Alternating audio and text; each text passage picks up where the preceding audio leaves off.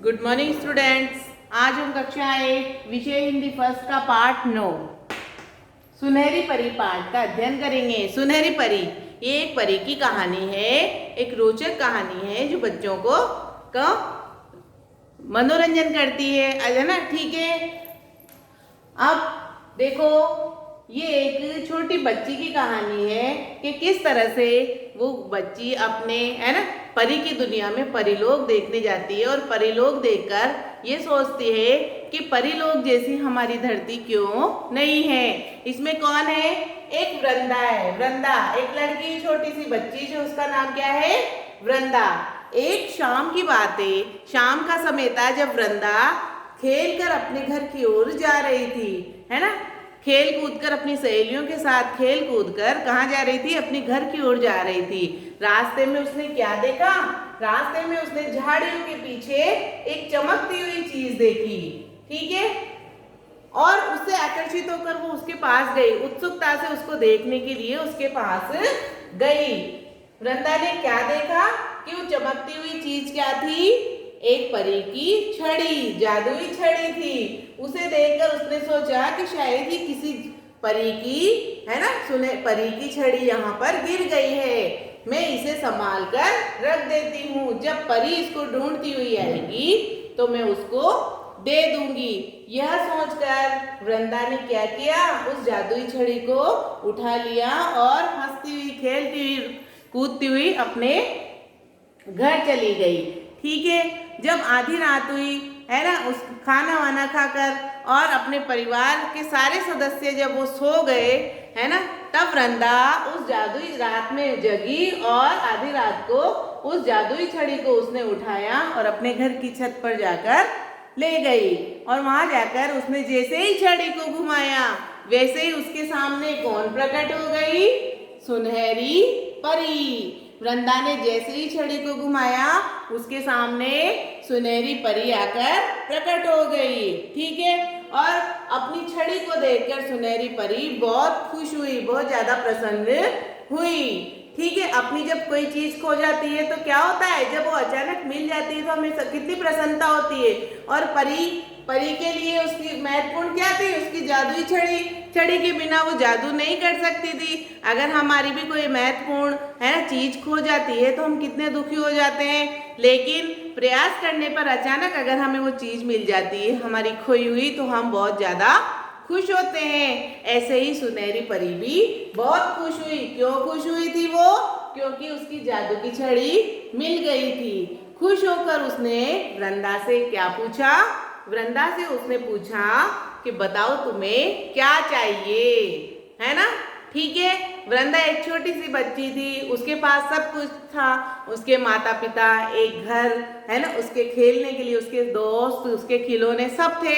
और छोटे बच्चों को माता पिता अपने खिलौनों के अलावा और कुछ नहीं चाहिए। वो मासूम होते हैं ना, उनको तो केवल अपने मम्मी पापा चाहिए, है ना, अपने फ्रेंड्स चाहिए और अपने खेलने के लिए खिलौने। तो उसने उस सुनहरी परी को क्या कहा? वैसे तो मुझे कुछ नहीं चाहिए, लेकिन अगर तुम मेरी इच्छा पूरा करना चाहते हो तो मुझे एक बार अपना परीलोक दिखा दो, क्योंकि परीलोक जाना असंभव है। हम केवल कहानियों में ही परी के बारे में पढ़ते हैं। तो उसने क्या इच्छा जाहिर की सुनहरी परी से कि मुझे अपना परीलोक दिखा दो। सुनहरी परी खुश थी। क्यों खुश थी? क्योंकि वृंदा ने उसकी छड़ी को संभाल कर रखा था और उसको अपनी छड़ी दे दी थी। इसीलिए सुनहरी परी वृंदा से बहुत खुश थी, इसलिए उसने उसका कहना मान लिया।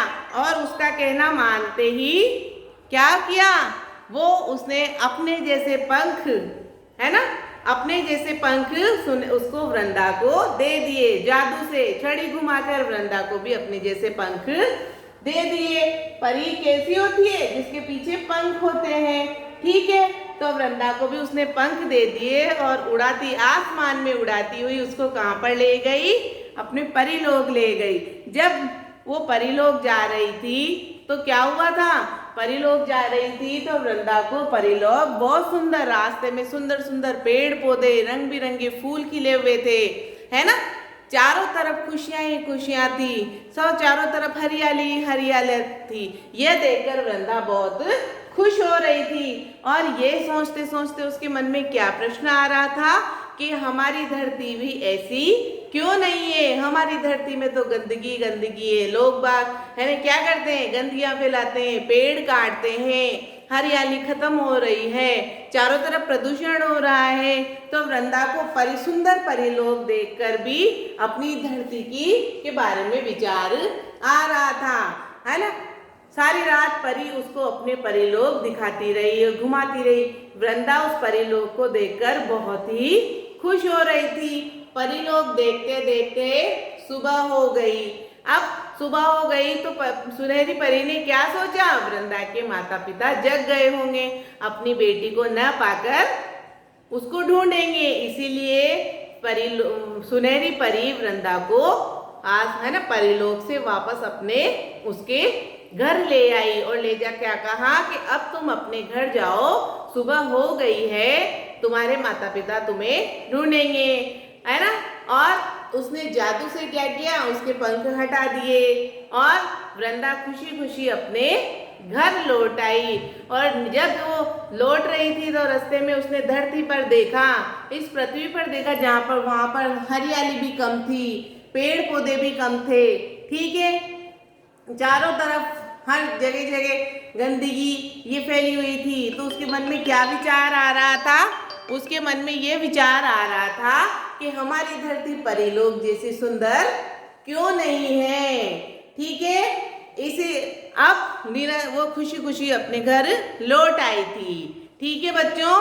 तो इस कहानी से हमें, ये सुनहरी परी और वृंदा की कहानी से हमें क्या सीख मिलती है कि हमें अधिक से अधिक पेड़ पौधे लगाने चाहिए, जिससे क्या हो, हमारा घर, हमारे आसपास हमारी धरती भी हरी भरी हो।